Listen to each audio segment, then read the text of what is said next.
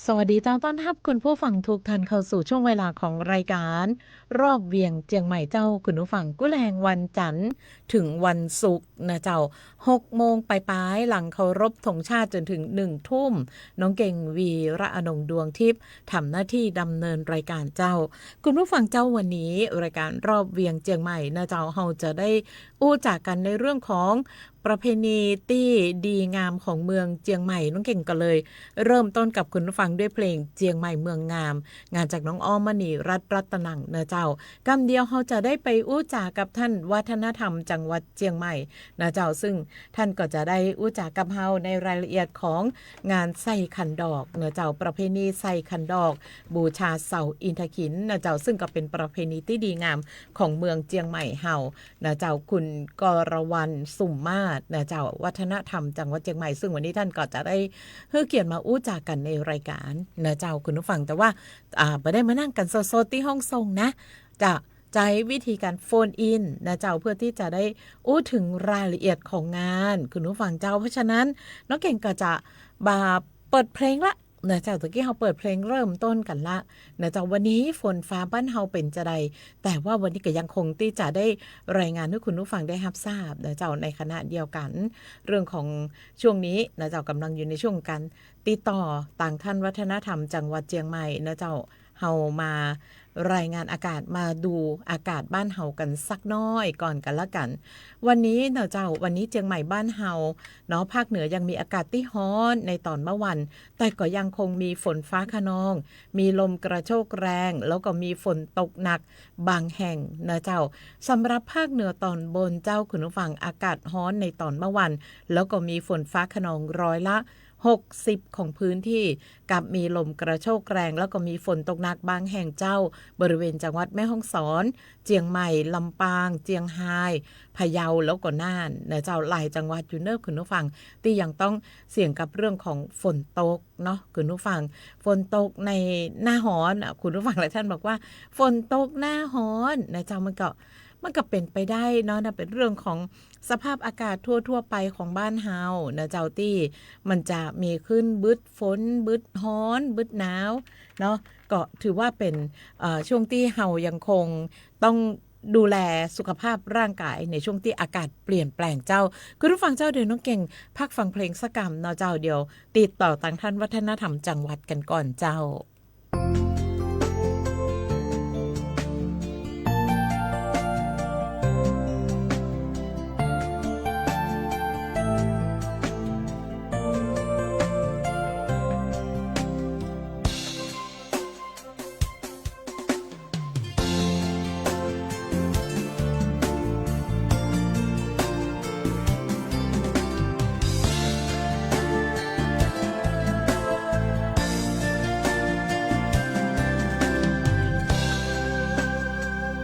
ง่อมเหงาหัวใจเพราะว่าคนไกลบ่คิดถึงเฮามีแต่เฮาคิดถึงเขาก็ว่าตัวเฮาฮักเขาข้างเดียวตัวอยู่ไกลกันทำให้ใจนั้นมันยิ่งเปล่าเปลี่ยวสำตัวเฮาอยู่คนเดียวบ่เคยจะเลี้ยวจะแลพอภัย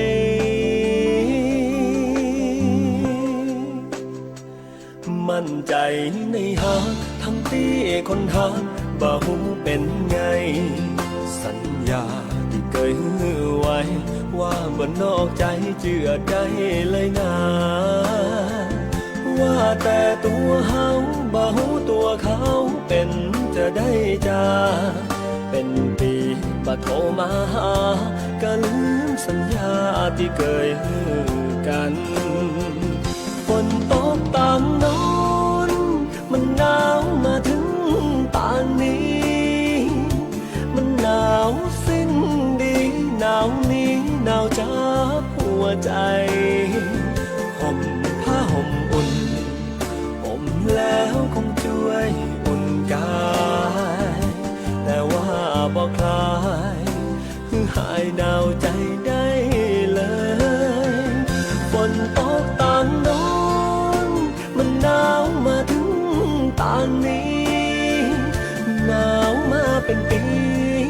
หนาวนี้บ่มี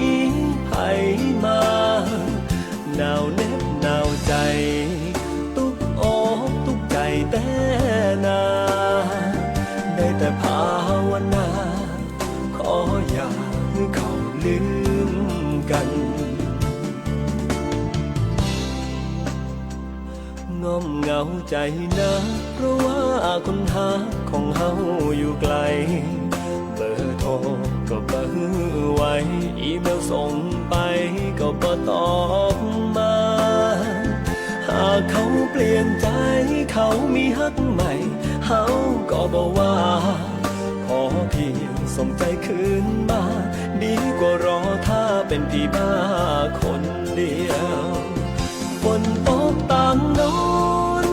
มันหนาวมาถึงต่างนี้มันหนาวสิ้นดีหนาวนี้หนาวจับหัวใจห่มผ้าห่มอุ่นห่มแล้วคงช่วยอุ่นกายแต่ว่าบ่คลายคือหายหนาวใจได้เลยฝนตกต่างโน้นมันหนาวมาถึงต่างนี้หนาวมาเป็นปีหนาวนี้บ่มีใครมาหนาวเหน็บหนาวใจตุกอกตุกใจแต่นาได้แต่ภาวนาขออย่าให้เขาลืมกันง้อมเหงาใจนะเพราะว่าคนหาของเฮาอยู่ไกลเบอร์โทรก็บ่ฮือไว้อีเมลส่งไปก็บ่ตอบมาหากเขาเปลี่ยนใจเขามีฮักใหม่เฮาก็บ่ว่าขอเพียงส่งใจคืนมาดีกว่ารอถ้าเป็นพี่บ้าคนเดียว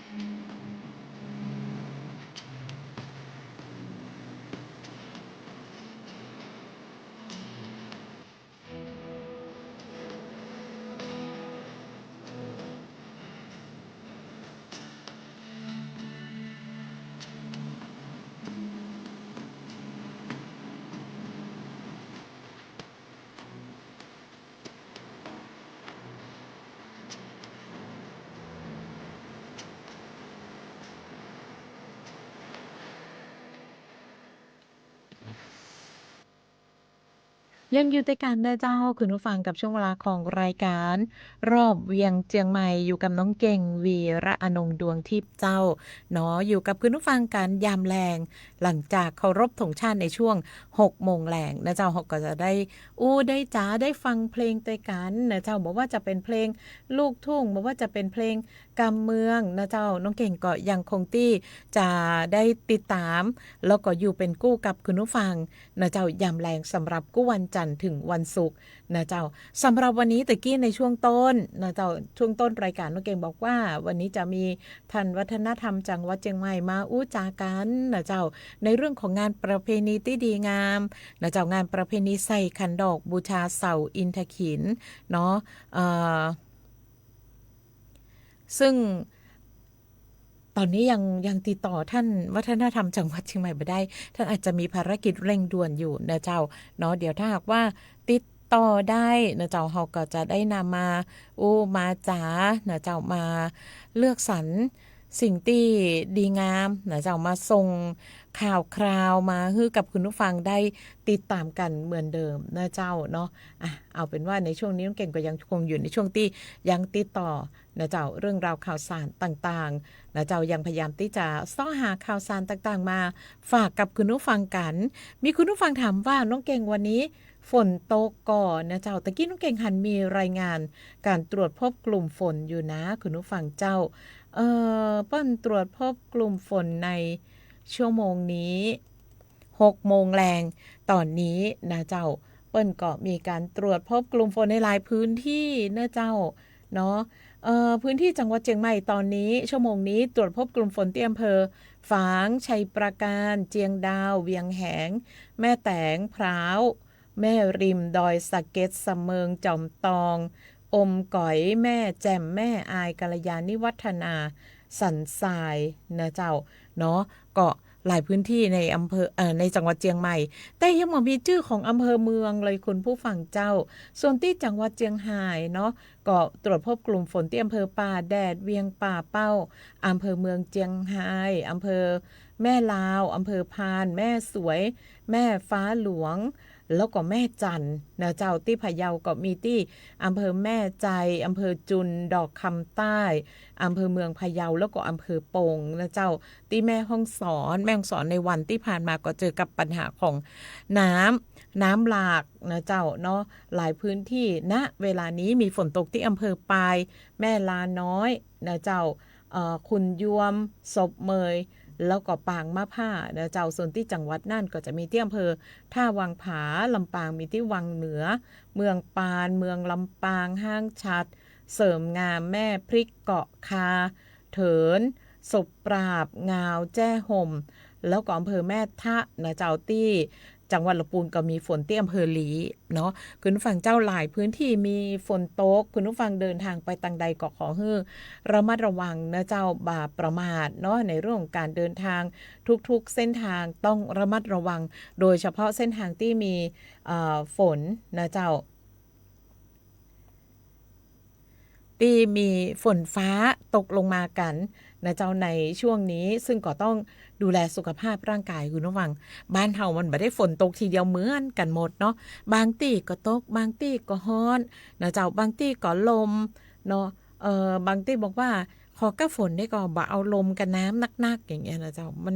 มันก็หวาดผวาพออู้ถึงเรื่องของน้ำท่วมมันก็หวาดผวากันไปนะเจ้าอันนี้ก็ฝากกับคุณผู้ฟังกันไว้นะเจ้าในช่วงเวลาของรายการรอบเวียงเจียงใหม่น้องเก่งพยายามที่จะติดตามเรื่องราวข่าวสารต่างๆคือคุณผู้ฟังได้รับทราบนะเจ้าคุณผู้ฟังเจ้าวันพุธต้องมีการวางแผนการเดินทางเนอะนะเจ้าเจียงใหม่บ้านเฮาวันพุธมีขบวนแห่พระเจ้าฝนแสนหาเนี่ยเจ้าในงานประเพณีใส่ขันดอกบูชาเสาอินทขีนประจำปี 2569 เจ้าเนาะจราจรเจียงใหม่วันที่ 13 พฤษภาคมตั้งแต่บ่ายโมงจนถึง 4 โมงแลงเจ้าจะมีการจัดขบวนแห่พระเจ้าฝนแสนหาพระพุทธรูปสำคัญกู้บ้านกู้เมืองเจียงใหม่นะเจ้าให้กับประชาชนได้ส่งน้ำสักการะ ในประเพณีใส่ขันดอกบูชาเสาอินทขินที่วัดเจดีย์หลวงวรวิหารเจ้าโดยใช้เส้นทางก็คือเส้นทางที่ขบวนแห่จะมีในวันพุธก็คือตั้งแต่วัดเจดีย์หลวงเจ้าผ่านไปที่ถนนพระปกเกล้าแยกกลางเวียงหน้าอนุสาวรีย์สามกษัตริย์เจ้าแยกคงเหียนยุพราชถนนราชวิถีแยกบุญอยู่จุดกลับรถสมเพชรถนนจางม้อยแยกซุ้มประตูจีนถนนจางม้อยตัดใหม่แยกวัดแสนฝางถนนท่าแพควงประตูต้าแปถนนราชดำเนินแยกวัดพันอ้นแยกกลางเวียงถนนพระปกเกล้าแล้วก็สิ้นสุดที่วัดเจดีย์หลวงนะเจ้านี่คือเส้นทางของขบวนแห่พระฝนแสนหาพระเจ้าฝนแสนหาในวันพุธตั้งแต่บ่ายโมงนะเจ้าเพราะฉะนั้นก็ถือว่าเป็นย่านในเมืองเนาะกลางเมืองคุณผู้ฟังถ้าหากว่ามีขบวนแห่นะเจ้าคุณผู้ฟังที่บ่ได้มีภารกิจบ่ได้ไปตั้งใจจะไปส่งน้ำพระเจ้าฝนแสนหาก็ฮือเลี่ยงเส้นทางที่น้องเก่งได้บอกกันไปนะเจ้าอันนี้ก็ต้องฝากประชาสัมพันธ์กันไว้สำหรับเส้นทางใจกลางเมืองเนาะวันพุธบ่ายโมงจนถึง4โมงแรงกับขบวนแห่พระเจ้าฝนแสนหาในงานประเพณีบูชาเสาอินทขินนะเจ้าตีกำลังจะมีขึ้นประจำปี 2569 เรื่องราวข่าวสารดีๆนะเจ้าน้องเก่งก็จะได้นำมาประชาสัมพันธ์บอกต่อกับคุณผู้ฟังผ่านในช่วงเวลานี้นะเจ้าเพื่อที่จะให้ทุกท่านได้รับรู้เรื่องราวข่าวสารไปพร้อมๆกันแล้วก็หวังว่าจะเกิดประโยชน์ต่อคุณผู้ฟังทุกท่านทุกคนนะเจ้าเฮาไปฟังเพลงกันต่อคุณผู้ฟังเจ้าเฮาจะฟังเพลงอะยังกันดีงานเพลงที่เปิดบ่อยๆก็ไม่เบื่อกันละกันนะเจ้าเนาะแล้วก็หวังว่าคุณผู้ฟังจะถูกใจตัวสำหรับงานเพลงที่เลือกมาฝากเจ้า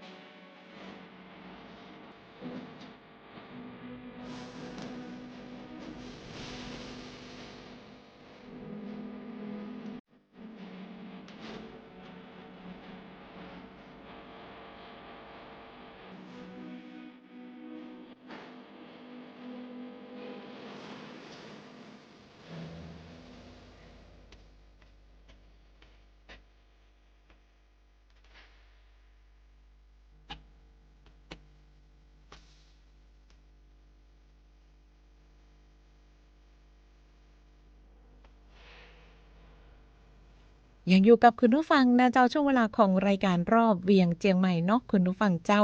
อย่างที่ได้ประชาสัมพันธ์กันไปในช่วงต้นรายการว่าวันนี้เราได้รับการติดต่อมาจากวัฒนธรรมจังหวัดเชียงใหม่นะเจ้าในเรื่องของงานประเพณีใส่ขันดอกบูชาเสาอินทขินแต่ว่าบังเอิญว่าตอนเนี้ยคณะเปิ้นกำลังเดินทางนะเจ้า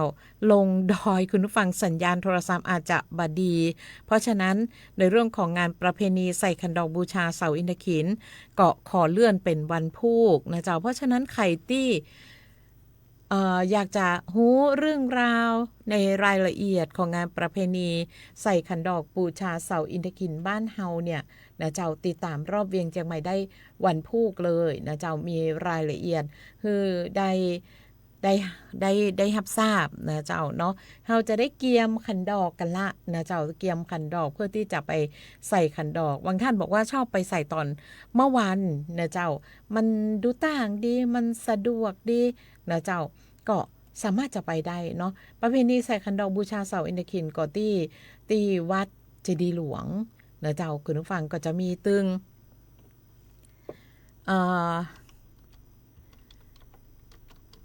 มีไหว้พระไหว้เจ้าใส่ขันดอกนะเจ้าที่วัดเจดีย์หลวงเนาะซึ่งวันพรุ่งนี้ก็จะมีรายละเอียดของการจัดงานของปีนี้จะเป็นจะได้อยู่ในรูปแบบไหนนะเจ้าเนาะยังมีการอำนวยความสะดวกสำหรับพี่น้องประชาชนเหมือนเดิมก่อซึ่งอันนี้ก็ต้องเป็นที่ยอมรับนะเจ้าว่างานประเพณีใส่ขันดอกบูชาเสาอินทขินเนี่ยก็จะเป็นประเพณีหนึ่งที่เขาได้รับความสนใจจากพี่น้องประชาชนนะเจ้าบอกว่าจะเป็นคนเจียงใหม่เองหรือจะเป็นตังนักท่องเที่ยวนะเจ้าเปิ้นก็สนใจที่จะมาร่วมประเพณีที่ดีงามซึ่งมันบ่มีประเพณีแบบนี้ที่ไหนนะเจ้าเนาะยกเว้นตีของเฮาเนี่ยนะเจ้าเป็นการสืบสานประเพณีที่ดีงามแล้วก็อยากจะให้อยู่ต่อไปเมินคุณผู้ฟังสืบเจนลูกเจนหลานกันไปนะเจ้าเนาะสำหรับประเพณีที่ดีงามประเพณีนี้ประเพณีบูชาใส่ขันดอกบูชาเสาอินทขินนะเจ้าคุณผู้ฟังติดตามกันได้เนอะวันพรุ่งนี้ก็ติดตามได้นะเจ้าสำหรับรายละเอียดของการจัดงานเจ้าน้องเก่งยังพร้อมที่จะได้เปิดเพลงม่วนๆให้คุณผู้ฟังได้ฟังผ่อนคลายความเครียดเจ้าเลิกการเลิกงานขับรถปิกบ้านฟังเพลงไปด้วยกันใจจะได้ดีอารมณ์จะได้เย็นเนาะคุณผู้ฟังเจ้าเฮาจะบัดใจฮ้อนตัวอากาศนะเจ้าเพราะฉะนั้นทุกเส้นทางการเดินทางขอให้ระมัดระวังนะเจ้าแล้วก็ไม่ประมาทกับการเดินทางบัดใจฮ้อนนะเจ้าเนาะไม่เร่งรีบวางแผนการเดินทางเจ้าทั้งหมดตึงมวลนี่ก็คือความห่วงใยที่มีให้กับคุณผู้ฟังทุกท่านผ่านในช่วงเวลาของรายการรอบเวียงเจียงใหม่เจ้า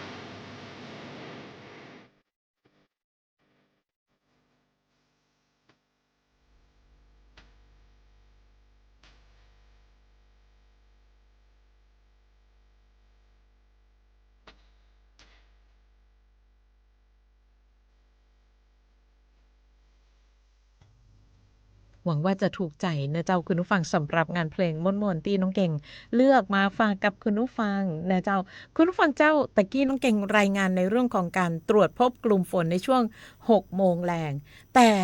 ตอนนี้มีการตรวจพบกลุ่มฝนเพิ่มเติมในช่วง6โมงเกิงนะเจ้าเป็นการรายงานเมื่อ6โมงเกิงเจียงใหม่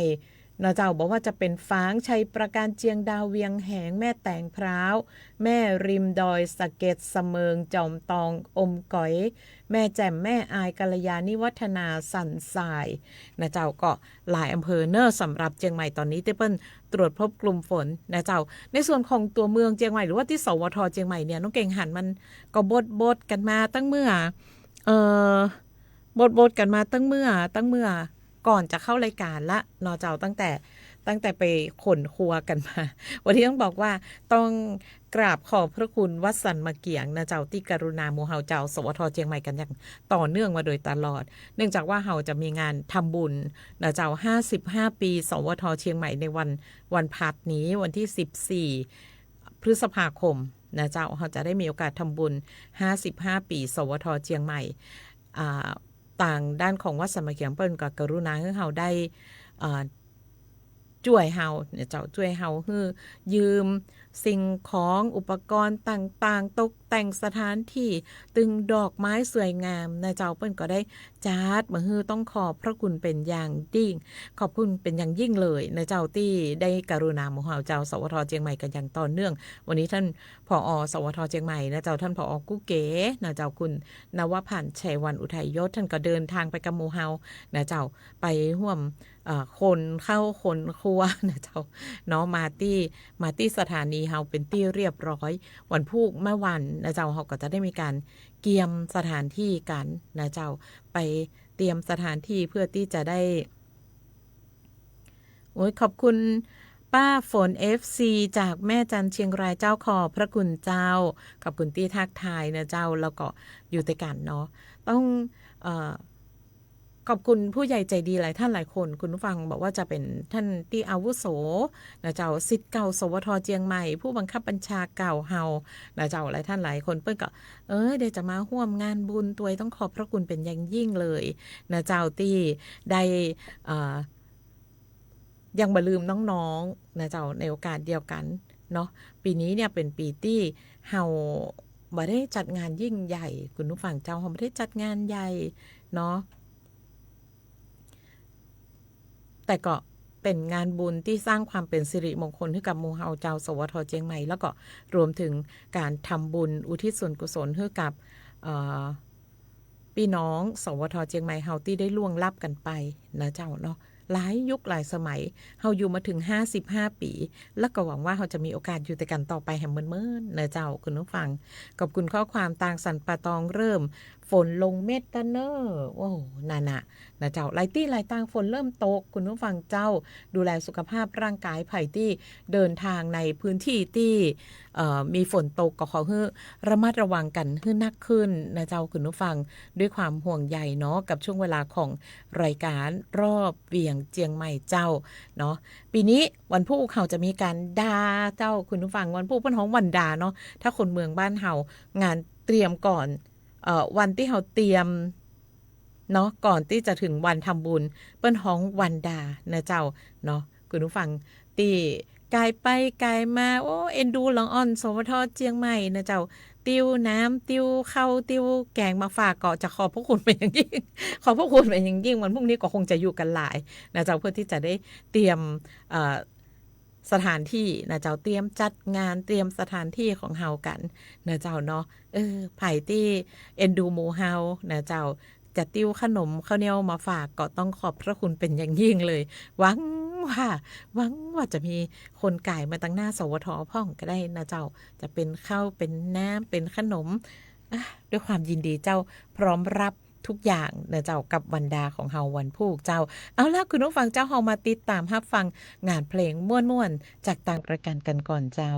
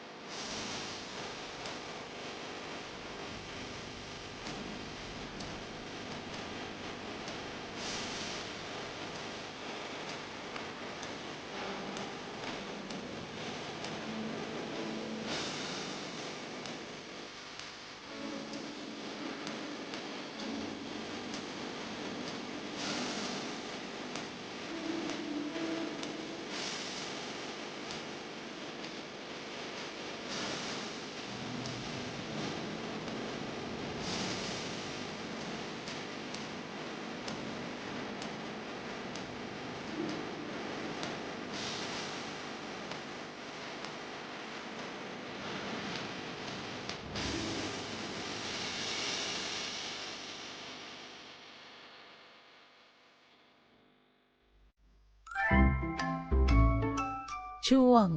สิ่งดีๆจาก PEA เข้าสู่ช่วงของสิ่งดีๆจาก PEA เจ้า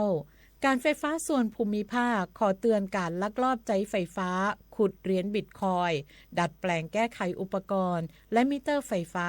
อันตรายถึงชีวิตกระทบต่อความมั่นคงต่างระบบไฟฟ้าของประเทศหากพบดำเนินคดีทั้งทางแพ่งและทางอาญาพบเห็นการลักลอบขโมยใช้ไฟฟ้าสายไฟและอุปกรณ์ไฟฟ้าแจ้งการไฟฟ้าส่วนภูมิภาคในพื้นที่หรือโทร1129 PEA Contact Center ตลอด24ชั่วโมงนี่คือสิ่งดีๆจาก PEA ผ่านในช่วงของรายการรอบเวียงเจียงใหม่เจ้าคุณผู้ฟังสามารถที่จะติดตามรับฟังรายการรอบเวียงเจียงใหม่กันได้เป็นประจำกุแลงวันจันทร์ถึงวันศุกร์นะเจ้า FM 93.25 เมกะเฮิรตซ์แล้วก็ช่องทางที่น้องเก่งเผยแพร่รายการออกอากาศกันไปตั้งออนไลน์ทุกช่องทางขอบคุณนักหน้าขอบคุณกับการติดตามรับฟังรายการนะเจ้ารอบเวียงเจียงใหม่จะปิกมาปากับคุณผู้ฟังกันใหม่วันพุธพร้อมกับเรื่องราวข่าวสารในงานประเพณีใส่ขันดอกบูชาเสาอินทขินจากท่านวัฒนธรรมจังหวัดเชียงใหม่วันพรุ่งนี้ผ่านในช่วงของรอบเวียงเชียงใหม่ 6 โมงแรงถึงแม้ว่าจะเป็นวันหยุดแต่ก็มาอยู่นะเจ้ายังมาทำหน้าที่กันตามปกติถึงแม้ว่าจะเป็นวันหยุดก็ตามแล้วก็อย่างที่บอกเจ้าวันพุธบ้านเฮาเป็นวันดางานบุญสวทเชียงใหม่55ปีนะเจ้าภัยกายมาตั้งนี้เอาขนมข้าวเหนียวของกินของว่ามาฝากกันก็ได้นะเจ้าเป็นกำลังใจให้กับทีมงานของเฮาขอบพระคุณกันไว้ล่วงหน้าปากกันใหม่วันพุธเจ้าสวัสดีเจ้า